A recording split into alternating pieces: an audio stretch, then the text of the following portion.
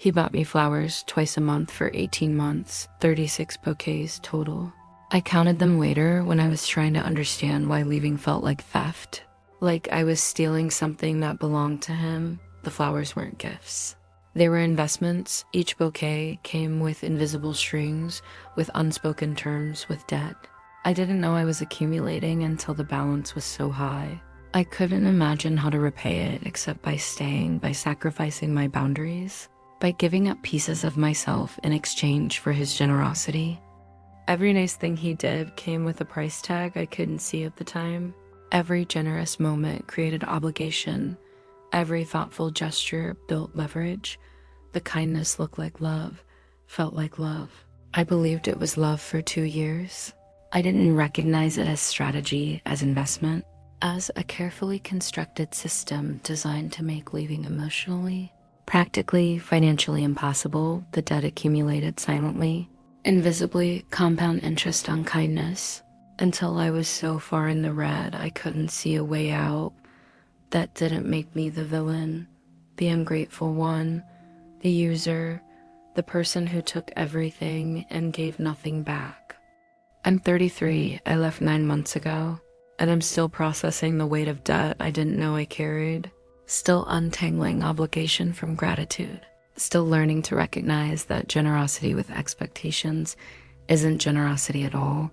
It's transaction, it's leverage, it's control disguised as care, and the disguise was so perfect, so convincing, so socially reinforced. But even now, part of me believes I owe him something, believes leaving was theft, believes I'm in his debt forever for all the kindness he showed me, for all the ways he was good to me, for all the generosity I never properly repaid. The guilt of leaving someone who was good to you is different from the guilt of leaving someone who was obviously bad. When someone mistreats you, leaving feels justified, feels necessary, feels like self-preservation. When someone is kind to you, generous with you, good to you, leaving feels like betrayal, feels like ingratitude, feels like proof that you're selfish, that you're taking advantage, that you never deserved the kindness in the first place. That guilt is strategic, is designed, is the return on investment that conditional kindness always expects. If you've ever felt guilty for leaving someone who is so good to you, if you've stayed longer than you wanted, because look at everything he does for you.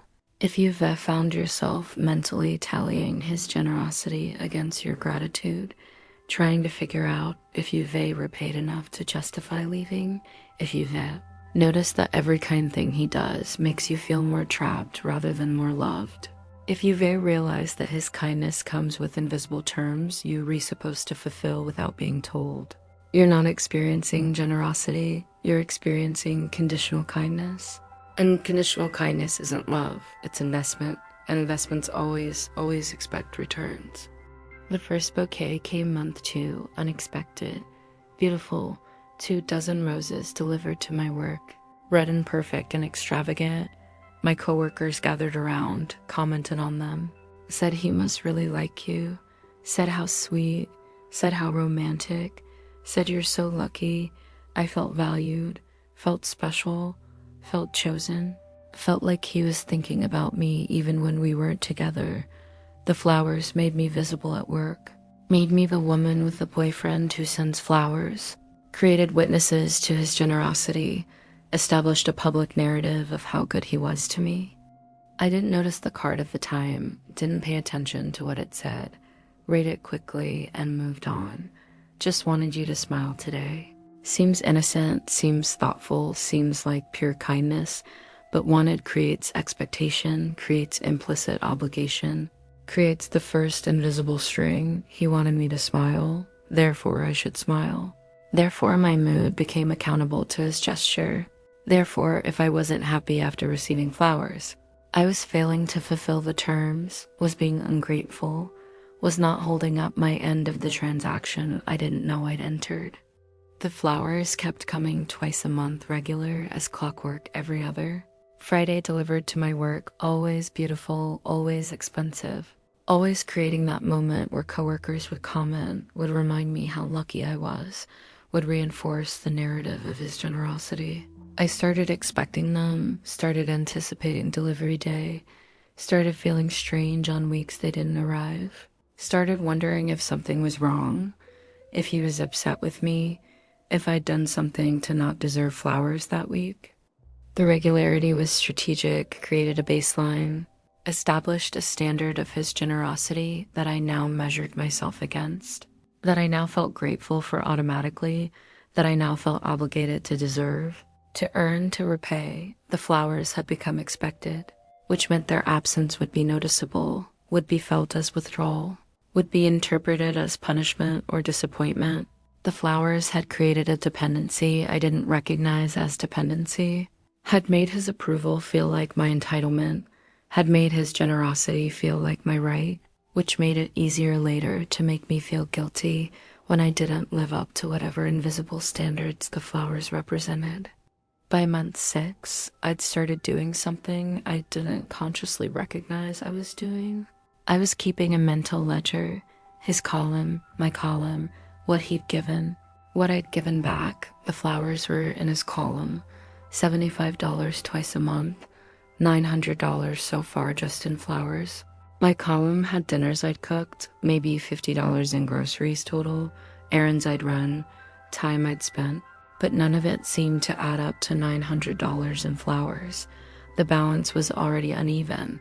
The gap was growing. I was already behind, already in debt, already owing more than I could repay.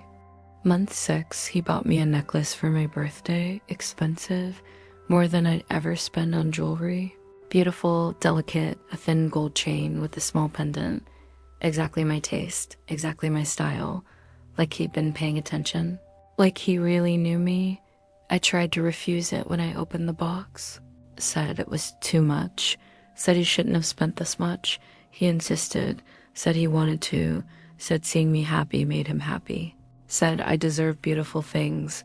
Said I never bought myself nice things, so he wanted to do it for me.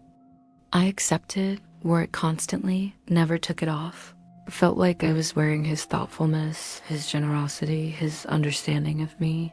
Didn't recognize I was wearing a price tag, a marker of debt, a visible reminder of what I owed. Every time I touch the necklace, I think of him, think of his generosity, think of how good he was to me. The necklace was a constant physical reminder of the debt, was doing the work of creating gratitude and obligation without him having to say a word. The mental ledger updated, his column $600 for the necklace, $1,500 total now. My column birthday gift I'd given him, $80, cooking, errands, still nowhere close to $1,500. Every time someone complimented the necklace, I'd say he gave it to me for my birthday. He's so thoughtful. He pays attention to what I like.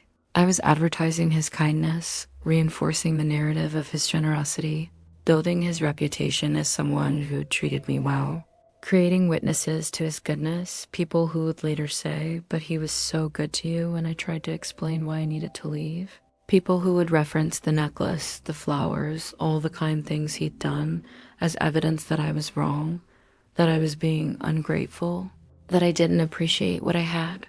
Month 9, he paid for a weekend trip, planned everything, booked flights and hotel, researched restaurants, created an itinerary, said he wanted to treat me, wanted to give me a break from work stress, wanted to create memories together.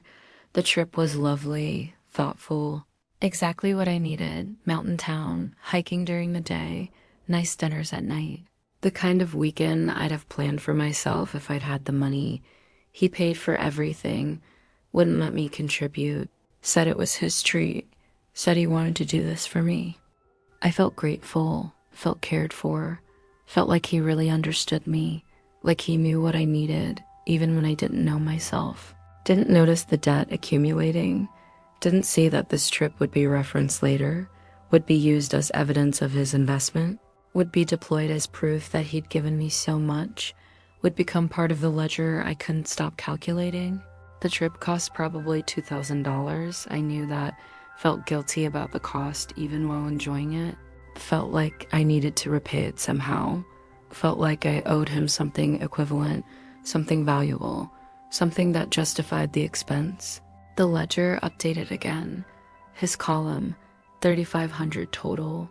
My column, still under 200. The gap was widening. I was falling further behind. Month 12, he bought me a laptop, said mine was old and slow, said I needed something better for work, said he wanted to invest in my success, said my career mattered to him. I protested, said it was too expensive, said I couldn't accept something that cost over $1,000.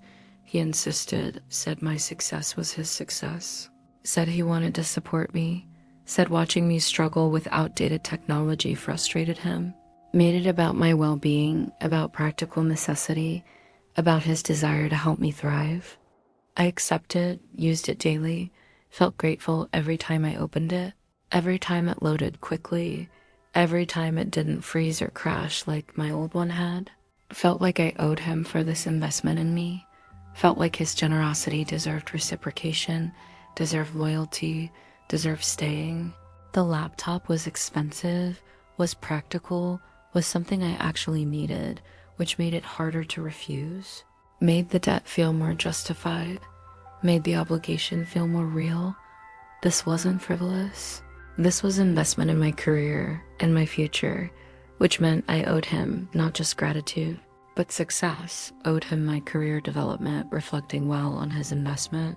The ledger, his column, 5,000 total now, my column, barely 300. I was drowning in red ink. By month 15, the debt was substantial, measurable, tallied in my mind constantly. I'd lie awake sometimes and calculate at flowers twice a month for 15 months at roughly $75 per bouquet. That's over $2,000 in flowers. Alone, the necklace was $600, the weekend trip was $2,000, the laptop was $1,500 plus smaller things. Dinners he paid for maybe $40 each, at least 20 dinners, that's $800. Coffees he'd grabbed, books he'd bought me, rides he'd given when my car was broken, help moving furniture, fixing things in my apartment. If I assigned dollar values to everything, to his time, to his effort, to his favors, the total was overwhelming, was impossible to repay financially, which meant I had to repay it through loyalty, through staying, through gratitude that looked like love. I started keeping the mental ledger more carefully, his column and my column, what he'd given versus what I'd given, trying to keep the balance even, trying to make sure I wasn't taking advantage, wasn't using him, wasn't being the person who took everything and gave nothing. But the ledger never balanced. His generosity always exceeded my reciprocation. I'd cook him dinner, he'd buy me something expensive. His gesture counted more, was valued higher, was worth more in the currency of relationship debt. My gesture was expected, was basic, was what good girlfriends do, wasn't credited as significant reciprocation. I'd plan a nice date, he'd plan a weekend away.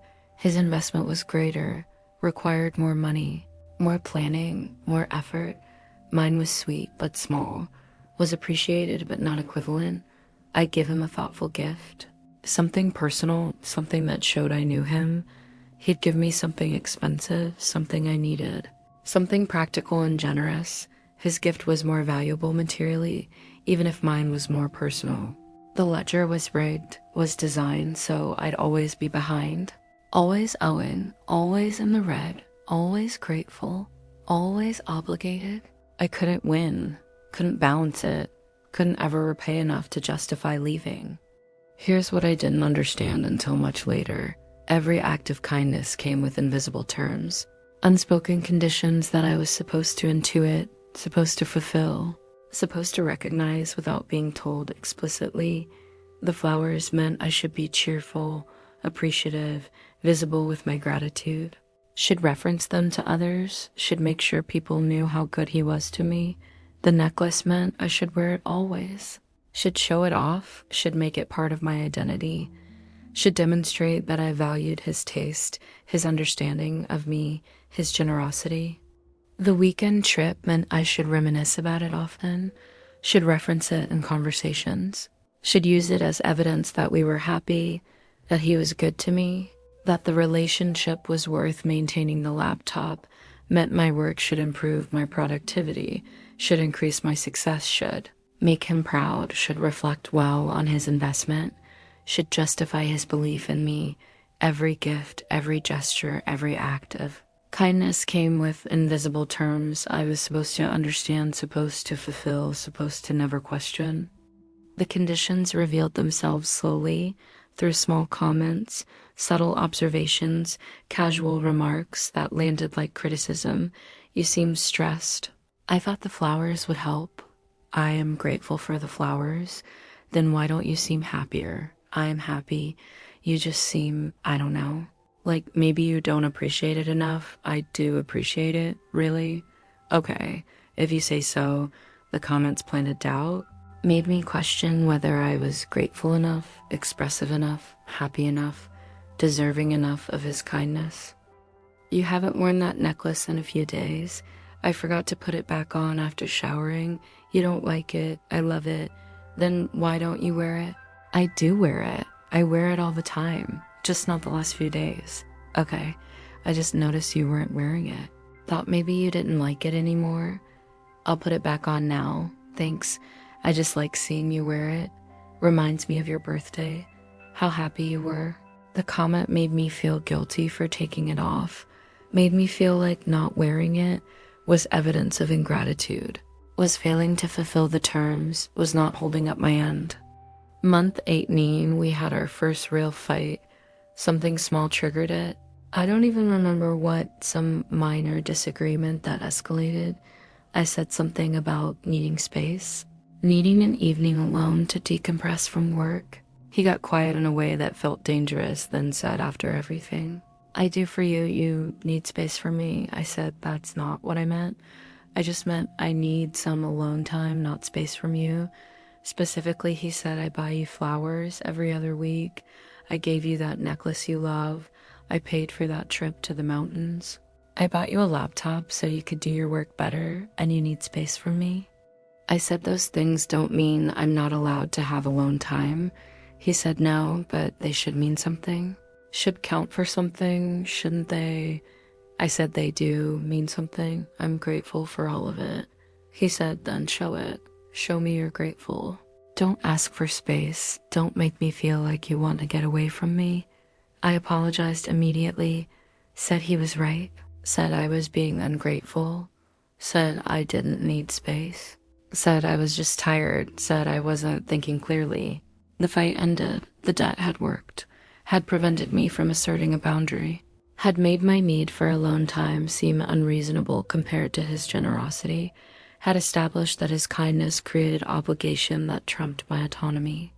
That was the first explicit statement of terms, the first time the invisible strings became visible, the first time the debt was named directly, the first time I understood that the kindness wasn't free, wasn't unconditional, was building obligation, was creating leverage, was designed to make this exact argument possible, was designed to make my needs seem ungrateful. My boundaries seem cruel.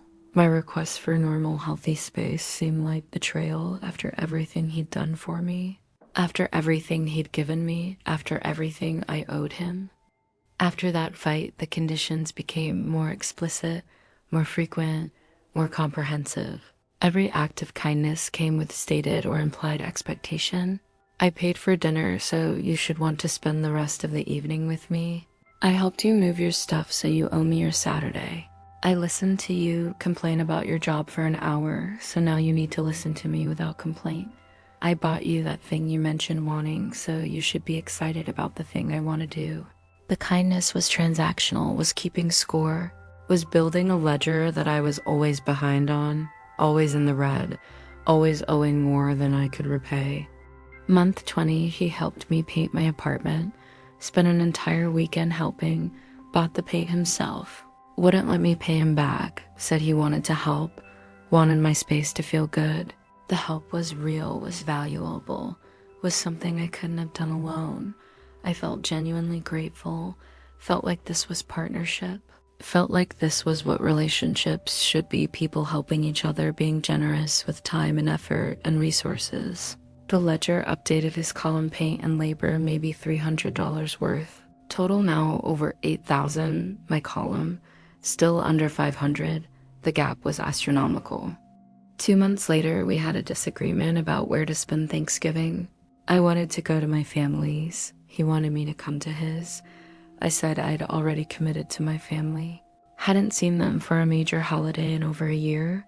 He said, I spent an entire weekend painting your apartment, helping you, giving up my time, and you can't give up one day for my family. I was stunned, couldn't believe he was using the painting as leverage, as debt, as evidence that I owed him. Thanksgiving couldn't believe that help freely given came with terms to be deployed months later. I said you wanted to help. You insisted on buying the paint yourself. He said I did want to help, and now I'm asking for something in return. That's how relationships work. You give, and then you receive. I give to you all the time now. I'm asking you to give back. I went to his family's. Thanksgiving canceled on my own family. Felt resentful the entire day. Felt like I'd been bought. Felt like I paid for the painting help with my holiday, with my family time, with my choice. The debt had worked again, had extracted compliance, had made my boundaries seem unreasonable compared to his earlier generosity. Month 21, my father had a health scare, was in the hospital. I was devastated, terrified, barely functional. He stepped up immediately, was present, was supportive, drove me to the hospital multiple times, brought me food when I forgot to eat, held me while I cried in the hospital waiting room, stayed with me through the worst of it. I felt profoundly grateful. Felt like I couldn't have survived it without him. Felt like this proved he loved me, proved he was good, proved I was lucky to have him. Proved that when it mattered, he was there. The support felt pure, felt like love, felt like the kind of partnership I'd always wanted. I didn't update the ledger immediately, didn't try to assign dollar value to emotional support during crisis. It felt wrong to commodify. It felt wrong to put a price on being there when someone needs you, but the ledger was still there, still running in my mind, still calculating. His column had just grown exponentially, even if I couldn't quantify exactly how much my debt had increased massively. I owed him now, not just for things and trips and help with practical matters, but for emotional support. During the worst moment of my life, the debt was becoming unpayable. 3 months later, we had a fight about something. I can't even remember what, some disagreement, some conflict, some normal relationship friction. He brought up my father's health scare, said I was there for you completely when your dad was sick, dropped everything, drove you everywhere, supported you through that, and this is how you treat me. This is the gratitude I get. I was stunned, felt like I'd been punched. Couldn't believe he was using my father's illness as leverage, as debt, as evidence of what I owed him. Couldn't believe that support during crisis came with terms, with expectations, with obligation to never disagree, never assert myself, never have needs that inconvenienced him. I said you wanted to be there for me. Said you wanted to help. He said I did, and I was.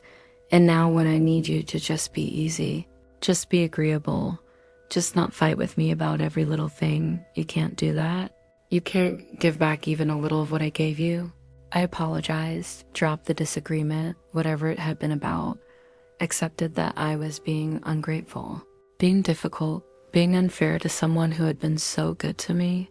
The debt had worked perfectly, had made even support during my father's crisis into obligation, into leverage, into proof that I owed him compliance, owed him my boundaries, owed him everything.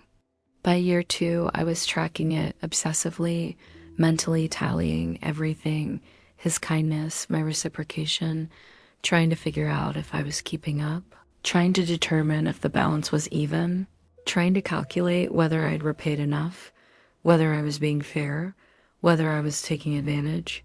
The ledger was pages long in my mind. Every dinner, every gift, every favor, every act of service, every moment of support, all cataloged, all valued, all contributing to the total debt I carried. The number was overwhelming, was impossible, was something I could never repay except through staying forever, through never leaving, through permanent gratitude, permanent compliance, permanent sacrifice of my needs and boundaries. I started feeling anxious about my own needs, about asking for anything. about requiring his time or effort or resources because every ask increased my debt. Every need I had that required his help added to the balance I owed. Every favor increased the obligation. I started making myself smaller, needing less, asking for nothing, trying to reduce the debt by reducing what I took from him, trying to get the ledger closer to balance by taking as little as possible, by being low maintenance, by requiring nothing, by disappearing my needs entirely. But the kindness kept coming, whether I asked for it or not, kept accumulating debt, whether I wanted it or not. He'd buy me things I didn't ask for, help with things I didn't request help with, do favors I didn't need. The generosity was relentless, was constant, was creating debt faster than I could repay it, was building obligation that I couldn't reduce no matter how much I gave back, no matter how grateful I was, no matter how little I asked for. The debt grew and grew and grew. I was drowning in red ink, in obligation, in unpayable debt. I realized the debt wasn't meant to be repaid, wasn't meant to balance, was meant to accumulate, was meant to keep me perpetually owing, perpetually behind, perpetually in the red, perpetually grateful, perpetually obligated.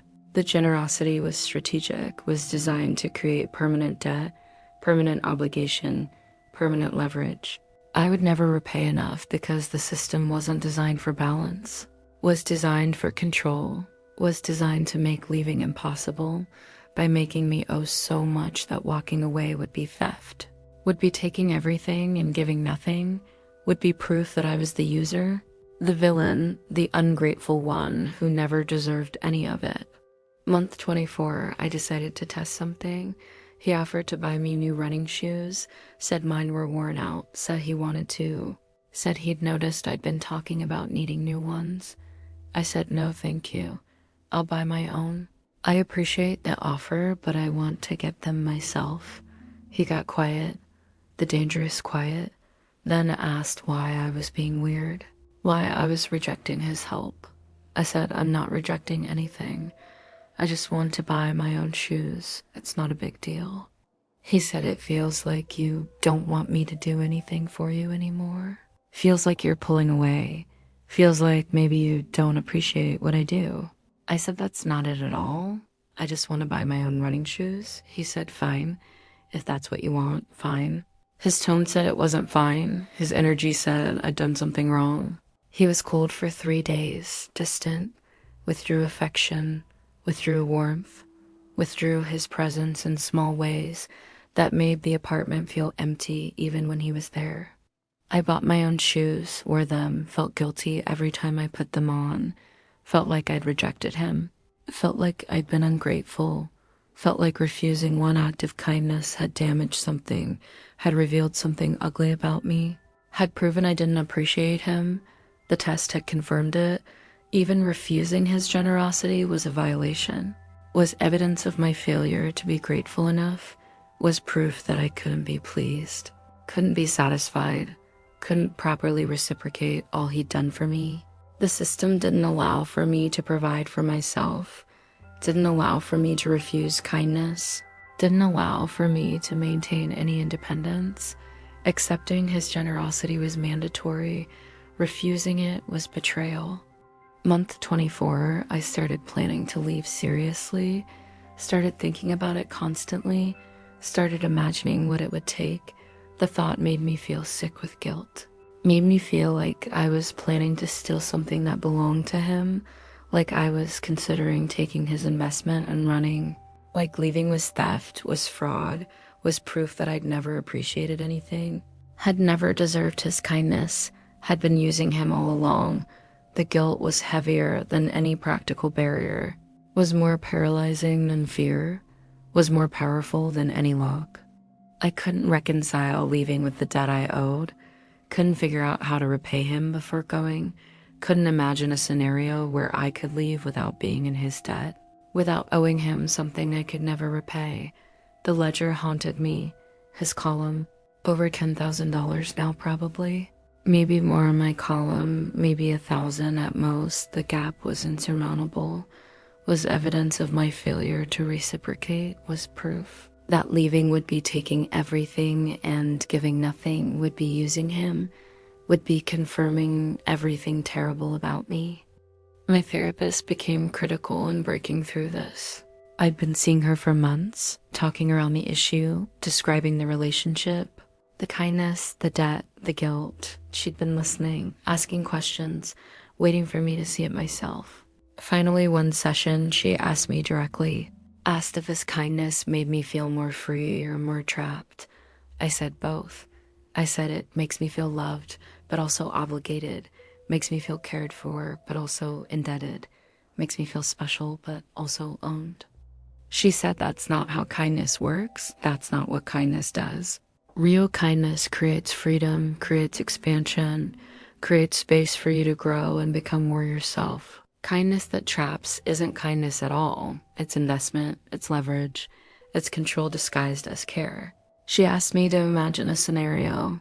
Imagine he'd never been kind, never bought me anything, never done anything generous, never helped me, never supported me. Just a relationship without any of the kindness, just the two of us. The connection, the conversations, the daily life, would I want to stay? I said no, immediately, without hesitation, without needing to think about it. No, I wouldn't stay if not for the kindness. She said, so you're staying because of debt, not because of love. Staying because you feel obligated, not because you're happy. Staying because leaving feels like theft, like betrayal, like proving you're ungrateful. I started crying, couldn't stop. The truth of it was overwhelming, was devastating, was undeniable. I was staying because I owed him, not because I loved him. Was staying because the debt was too high, not because the relationship was good.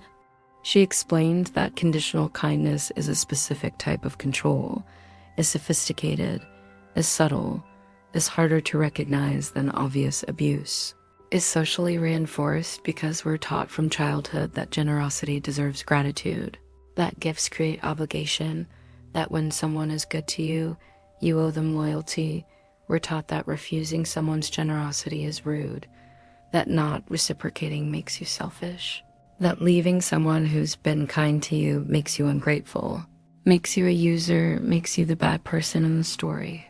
The cultural conditioning around gratitude and obligation is so strong, so deeply embedded, so reinforced by every story we're told and every social norm we learn, that recognizing kindness as manipulation feels impossible, feels ungrateful, feels like we're being cynical or paranoid or damaged, feels like we're the problem, like we can't accept love, like we're suspicious of genuine care. But kindness with conditions isn't genuine care, is transaction, is investment, is leverage deployed strategically. She had me do an exercise, had me write down every act of kindness I could remember, every gift, every favor, every gesture, every moment of support. Then next to each one, write down what I felt I owed for it, what the terms were, what the expectations were, what the debt created. The list took the entire session, was extensive, was overwhelming. Every single act of kindness came with terms, with obligations, with debt. There was nothing that was freely given, nothing that didn't create leverage, nothing that didn't come with invisible price tags that I was expected to pay. We went through the list together. She asked about each item. What did the flowers mean you owed? I said cheerfulness, visibility of gratitude, public acknowledgement of his generosity, making sure people knew how good he was to me, never being sad or stressed on flower days, because that would mean the flowers didn't work. What did the necklace mean you owed? I said wearing it always, showing it off, making it part of my identity, demonstrating that I valued his taste, his understanding of me, his investment in making me beautiful. What did the laptop mean you owed? I said career success, productivity increases, making his investment worthwhile, my success reflecting well on his judgment, my professional growth justifying his financial support, never complaining about work because he'd solve that problem by buying me better tools. What did the support during your father's illness mean you owed? I said permanent gratitude, permanent compliance, never disagreeing with him about anything because he was there when I needed him most, never having needs. That inconvenienced him because he de-accommodated my needs during crisis, permanent debt that can never be repaid. She said these aren't the terms of kindness, these are the terms of transaction. These are business agreements disguised as love. You've been living in a contract you didn't know you signed, with terms you didn't negotiate, with debt you didn't agree to carry. This isn't a relationship, it's an investment portfolio, and you're the asset being managed. And the return on investment he expects is your complete compliance, your dissolved boundaries, your sacrifice of self, your permanent gratitude, your inability to ever leave. The words landed like revelation, like naming something I'd known but couldn't say, couldn't articulate, couldn't see clearly until someone said it plainly. Month 27, I made the decision, decided to leave regardless of the debt, decided to walk away, owing him everything I couldn't repay. Decided to accept being the villain, being the ungrateful one, being the user, being the person who took everything and gave nothing back. Decided that my freedom was worth more than his perception of my gratitude, worth more than the debt, worth more than being seen as good, as fair as reciprocal. Decided that I'd rather be free and wrong than trapped and right. I didn't tell him I was leaving, didn't give him notice, didn't try to have a conversation about it. Knew that any conversation would become negotiation, would involve him listing everything he'd given me, would involve him tallying the debt out loud, would involve him making the case that I owed him my staying, that the investment entitled him to returns, that leaving was theft, was breach of contract, was proof that I was exactly as bad as his disappointment would paint me. I packed while he was at work, took my essential things, my clothes that I'd owned before him, my personal items that predated the relationship, my documents, my photos from before, left everything he'd given me. The necklace on the dresser where he'd see it immediately, the laptop on the desk still open, still charged, still ready for the work he'd invested in, even small things, books he'd bought, items he'd given me, kitchen tools he'd purchased, left it all, left everything that came with debt, left everything that had price tags attached.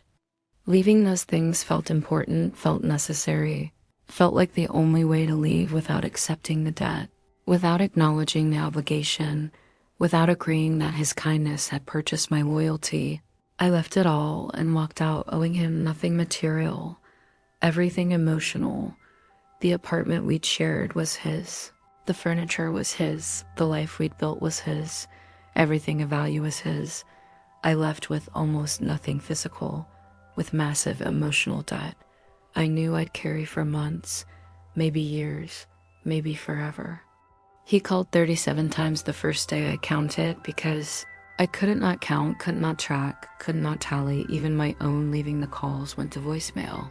I listened to them once, only once, needed to hear it, needed to confirm what I knew. His voice saying, I can't believe you'd do this after everything I've done for you, after everything I've given you. I supported you. I was there for you. I gave you everything. And you just leave, you just walk away. The voicemails listed it, itemized it, cataloged it. The flowers, twice a month for 18 months. Do you know how much that cost? The necklace, $600 I saved for that. The trip, I planned that for weeks. Spent $2,000 to make you happy. The laptop, $1,500 so you could do your work, painting your apartment, giving up my whole weekend. Being there when your dad was sick, driving you to the hospital, holding you while you cried. All of it, and you just take it all and leave like none of it mattered. Like I meant nothing, like you were just using me this whole time. The voicemails revealed what the kindness had always been about. Not about giving for the joy of giving, about creating debt, not about my happiness. About his leverage, not about love, about control, not about generosity, about investment with expected returns. The kindness had always been conditional, had always come with terms, had always been building toward this exact moment where I would owe him so much that leaving became impossible, became theft, became proof of my unworthiness, became evidence that I was exactly what he feared, someone who takes and never gives back. I didn't respond to the calls, didn't reply to the texts that followed over the next days, didn't attempt to justify my leaving, didn't try to explain the debt, didn't defend my decision, didn't argue that conditional kindness isn't kindness, didn't try to make him understand that gifts with strings aren't gifts, just blocked the number, blocked the calls, blocked the texts, blocked the attempts to collect on the investment, walked away from the debt knowing I'd carry guilt for months, knowing I'd question my decision, knowing I'd wonder if I was wrong, if I was ungrateful, if I should have stayed, if the debt was real and legitimate and something I actually owed. 9 months out, the guilt is less, but still present, still automatic, still triggered by random things. I see flowers in a store and feel like I should be grateful to someone, see someone being generous to their partner and feel like I owe something. See people giving gifts and feel anxiety about the debt being created. The training runs deep, runs deeper than logic, runs at the level of automatic emotional response, runs in the part of me that was conditioned for 2 years to believe that kindness creates debt, that generosity demands loyalty, that gifts require reciprocation, that leaving someone who is good to me makes me bad. I'm working on it, working on recognizing that real kindness doesn't feel like debt, working on trusting that if someone's generosity makes me feel trapped rather than cherished, it's not generosity, working on understanding that conditional kindness is manipulation, even when the person doing it doesn't consciously recognize that as what they're redoing, even when they genuinely believe they're just being loving, just being generous, just being good. The mechanism works whether it's conscious or not. The debt accumulates whether intended or not. The control functions whether deliberate or not. I'm working on accepting that I didn't steal anything, didn't take anything that wasn't freely given, didn't owe anything I didn't explicitly agree to owe. The debt was constructed, was imposed, was never legitimate, was never something I actually owed. Walking away from conditional kindness isn't theft. It's self-preservation. Refusing to repay debt you never agreed to isn't ungrateful. It's clarity. Leaving someone who was good to you but whose goodness came with impossible terms isn't wrong. It's necessary. Here's what I desperately wish someone had told me when he bought the first bouquet. When the kindness started, when I thought I was just being loved. Watch for conditions, watch for expectations, watch for later deployment, watch for kindness that keeps score, watch for generosity that makes you feel indebted rather than cherished. Watch for the moment when his kindness becomes evidence of what you owe rather than expression of what he feels. That's when you know it's conditional. That's when you know it's not love. That's when you know it's control. That's when you know the flowers aren't gifts. They're investments, and investments always expect returns. Conditional kindness works because we want to believe people who are good to us love us, want to believe generosity is pure, want to believe gifts are free, want to believe that kindness is always kind. The cultural conditioning around gratitude and obligation is so strong, so deeply embedded in how we're raised and what we're taught, that recognizing kindness as manipulation feels impossible, feels ungrateful, feels like being cynical or paranoid or damaged. But kindness that creates obligation isn't kindness, it's investment. And recognizing that isn't cynical. It's clarity, it's self-preservation, it's understanding the difference between love and leverage.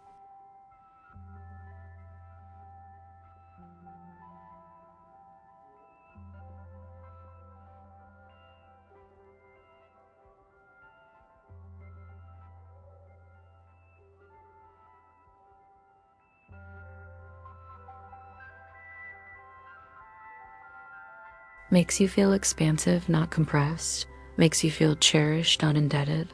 Makes you feel free, not trapped.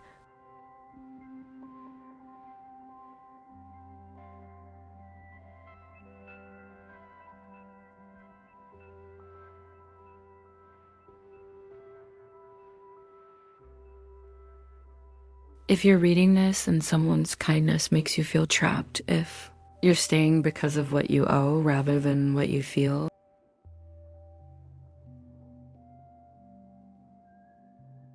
If you're measuring their gifts against your compliance, trying to determine if the balance is fair. If you feel like leaving would be theft, would be using them, would prove you never appreciated anything they did, you're not in debt. You're being controlled. The kindness isn't free, is it? Unconditional isn't love, it's leverage, it's investment. It's a system designed to make leaving impossible. By making you the villain if you go. Conditional kindness is particularly insidious because it's socially reinforced. Everyone will tell you how lucky you are, how good he is to you, how much he does for you. They'll reference the flowers, the gifts, the gestures, the support as evidence that you should be grateful, should stay, should work harder to make it work. They'll make you feel guilty for even considering leaving someone so generous, so thoughtful, so kind. They'll become witnesses to your debt, will reinforce the obligation, will make leaving even harder because now you owe not just him, but everyone who witnessed his kindness and expects you to be appropriately grateful. Breaking free from conditional kindness requires accepting that you'll be seen as ungrateful, as selfish, as someone who took advantage, requires being willing to be the villain in his story and in the story of everyone who witnessed his. Generosity without seeing the conditions attached requires understanding that their perception doesn't change the reality of the terms, doesn't change the fact that kindness with strings is controlled, doesn't change your right to leave regardless of debt, regardless of gratitude, regardless of what you supposedly owe, regardless of how good he was to you. You don't owe someone your life because they bought you flowers. Don't owe someone your freedom because they gave you gifts. Don't owe someone your boundaries because they were there for you during crisis. Don't owe someone your compliance because they were generous. Don't owe someone your staying because they invested in you. Real love doesn't create that kind of debt, doesn't keep that kind of score, doesn't demand that kind of repayment. If someone's kindness comes with the expectation that you owe them your choices, your autonomy, your ability to leave, your entire self, it's not kindness, it's purchase, and you're not for sale. If this landed, if conditional kindness is something you've experienced or are experiencing now, the next video is critical. It's called The Rules Change Every Time You Adapted. Goalposts kept moving. It's about what happens when you finally figure out what he wants. Finally adapt to his expectations, finally meet his standards. And the moment you do, the requirements change. The goalposts move, the target shifts, and you're back to failing, back to trying, back to adapting. That's where I understood the system wasn't designed for me to succeed. It was designed to keep me trying, to keep me off balance, to keep me proving myself. That video shows how conditional kindness works together with moving goalposts to create a system you can never win. A game that's rigged from the start, where success is impossible by design. Link is on screen now. It is the piece that made me finally stop trying to be good enough and start trying to get out.